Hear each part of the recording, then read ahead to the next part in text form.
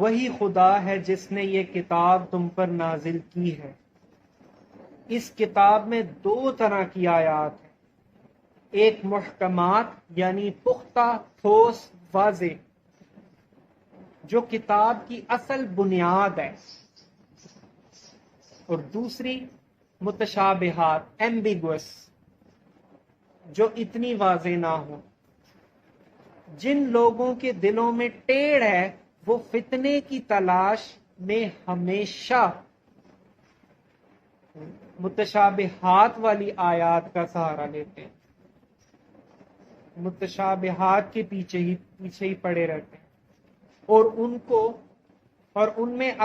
ان میں معنی پہنانے کی کوشش کرتے ہیں، مطلب اپنا لقمہ اس میں ڈالتے ہیں، حالانکہ ان کا حقیقی مفہوم اللہ کے سوا کوئی نہیں جانتا۔ قرآن میں اللہ تعالیٰ نے دو طرح کی آیات، دو طرح کی دلیلیں رکھی ہیں حق بات کو جاننے کے لیے، اللہ کو جاننے کے لیے، دو طرح کی دلیلیں۔ ایک دلیل ہے پختہ، ٹھوس، واضح، اور ایک دلیل ہے ایمبیگوس، جو ہو بھی سکتا ہے نہیں بھی ہو سکتا، جو غیر واضح ہے، مبہم ہو۔ اب انسان بھی دو طرح کے ہیں، ایک وہ ہیں جو پختہ دلیل کا سہارا لے کر غیر پختہ دلیلوں پر بھی ایمان رکھتے ہیں۔ کیونکہ انہیں پتہ ہے کہ جو پختہ دلیل ہے، دو طرح کی رستے ہیں میرے پاس، دونوں رستے میرے پاس ہیں، ایک بڑے پختہ ہے اور ایک غیر پختہ ہے۔ تو جو پختہ رستہ ہے، جو واضح ہے، جو اس کے سامنے کھلی نشانیاں ہیں، وہ اس کو تو ایکسپٹ کرتا ہے، وہ اس کو ایکسپٹ کر کے غیر پختہ دلیلوں کو بھی مان لیتا ہے کہ جب یہ واضح دلیلیں ہیں اور یہی واضح دلیلیں اس طرف بھی، وہ والی دلیلوں کی طرف بھی ہمیں لے کر جاتی ہیں، تو ہم نے اس والی دلیل کی بات ماننی ہے کہ اس کی وجہ سے غیر پختہ دلیلوں کو بھی ہم ایکسپٹ کر لیں کہ وہ بھی ان دی اینڈ صحیح ہوں گی۔ یہ وہ لوگ ہیں جو سلیم الفطرت ہوتے ہیں، جو ایمان والے ہوتے ہیں، جن کے دلوں میں ٹیڑھ نہیں ہوتا، شریف لوگ ہوتے ہیں، یہی کامیاب ہوتے ہیں۔ اور دوسرے قسم کے وہ لوگ ہوتے ہیں جن کے دلوں میں ٹیڑھ ہوتا ہے، وہ اپنے آپ کو سمجھ تو رہے ہوتے ہیں کہ ہم مسلمان بھی ہیں، ہم اللہ کے انکاری نہیں ہیں، لیکن ان کا ٹیسٹ ان آیات سے ہوتا ہے کہ جب ان کے سامنے دو طرح کی دلیلیں آ جائیں نا حق بات کو ماننے کے لیے، ایک بالکل واضح جو حق کی دلیل میں بڑے پختہ دلیل ہو، اور ایک جو مبہم ہو، ایمبیگوس ہو، تو جن کے دلوں میں ٹیڑھ ہوتا ہے نا، وہ حق بات کا انکار کرنے کے لیے مبہم آیتوں پر ایمان لاتے ہیں، پہلے ان کا سہارا لے کر پختہ دلیلوں کا انکار کرتے ہیں۔ جس طرح سلیم الفطرت لوگ، ایمان لانے والے لوگ پختہ دلیلوں کا سہارا لے کر غیر پختہ دلیلوں کو مانتے ہیں، ٹیڑے لوگ غیر پختہ دلیلوں کو مان کر پختہ دلیلوں کا انکار کرتے ہیں، اس غیر پختہ دلیلوں کا سہارا لے کر پختہ دلیلوں کا انکار کرتے ہیں، اور سیدھے لوگ پختہ دلیلوں کا سہارا لے کر غیر پختہ دلیلوں کا پر ایمان رکھتے ہیں۔ یہ فرق ہے، ٹیڑے بندے میں اور سیدھے بندے میں فرق اللہ پاک نے یہ بتایا ہے۔ اس آیت سے یہ پتہ چلتا ہے کہ جو سیدھا بندہ ہے وہ پختہ دلیلوں کا سہارا لے کر اللہ کی جو مبہم آیات ہیں ان پر بھی ایمان لاتا ہے، لیکن جو ٹیڑھا بندہ ہے اس کی نیچر یہ ہوتی ہے کہ وہ مبہم دلیلوں کا سہارا لے کر پختہ دلیلوں کا انکار کرتا ہے۔ مبہم دلیلوں میں کہ جو چیز اتنی واضح نہیں ہوتی اس میں اپنا لقمہ بیچ میں ڈالتا ہے، اپنے معنی نکالتا ہے کہ یہ ایسے ہو سکتا ہے، ایسے ہو سکتا ہے، اس طرح سے وہ کہانیاں بنا کرنا جو پختہ دلیلیں ہوتی ہیں نا ان کی طرف سے لوگوں کو متنفر کرتا ہے۔ اور آگے اللہ فرماتا ہے اس کے اپوزٹ لوگ وہ لوگ ہیں جو علم پختہ کار ہیں، اور وہ کہتے ہیں کہ ہمارا ان پر ایمان ہے، یہ سب ہمارے رب ہی کی طرف سے ہیں، اور سچ یہ ہے کہ کسی چیز سے صحیح سبق صرف دانش مند لوگ ہی حاصل کرتے ہیں۔ یہ اللہ پاک نے فرمایا کہ پازیٹیو لوگ جو ہوتے ہیں نا وہ یہ عقل مند ہوتے ہیں، وہ یعنی دو دلیلوں میں سے خیر کا پہلو نکالنے والے ہی کامیاب لوگ ہیں، اور وہی جو خیر کا پہلو جو نکالتے ہیں وہ اصل میں ایکچوئل میں عقل مند لوگ ہوتے ہیں، اور دو دلیلوں میں جو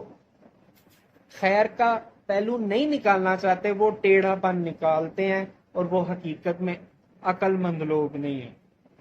اسی طرح سے اسی کے مترادف اللہ کے حق جاننے میں بھی ہمیں انہی آیات سے سبق لینا ہے، اور وہ اس طرح سے کہ اللہ کی موجودگی میں دونوں دلیلیں آتی ہیں۔ یہ بھی دلیل آتی ہے کہ اللہ موجود ہے، اور یہ بھی دلیل آتی ہے کہ اللہ موجود نہیں ہے۔ کیوں؟ کیونکہ اللہ تعالیٰ چھپ کر بھی ظاہر ہے، چھپ کر بھی ظاہر ہے۔ چھپنے والی بھی ایک دلیل ہے، اور چھپ کر بھی ظاہر ہے اس کی بھی ایک دلیل ہے۔ جو ظاہر ہے اس میں ہمارے سامنے بے شمار نشانی ہے، خود اپنے آپ میں ہے، جو قرآن بھی کہتا ہے، ہمارے اپنے جسم میں بھی ہے۔ ہماری جو اپنی لمیٹیشنز ہیں نا، کہ ہمیں موت بھی آ جانی ہے، ہم نے بیمار بھی ہو جانا ہے، ہماری یہ لمیٹیشنز ہی ہمیں یہ چیز بتاتی ہے کہ کسی نے ہمیں کنٹرول کیا ہوا، کسی نے ہمیں بندش میں ڈالا ہوا۔ ورنہ اگر کوئی نہ ہو سپر نیچرل فورس تو ہمارے اندر یہ اختیار خود بخود ڈیولپ ہوگا، یا ہم خود ڈیولپ کر سکتے ہیں کہ ہم اپنے آپ کو مرنے نہ دیں، یا ہم اپنی مرضیاں جو چاہیں وہ کریں۔ لیکن ہماری جو کچھ لمیٹیشنز ہیں نا، وہ ہمیں اس چیز پہ بڑے واضح کامن سینس سے یہ دلیل دیتی ہیں کہ کوئی سپر نیچرل فورس ہے۔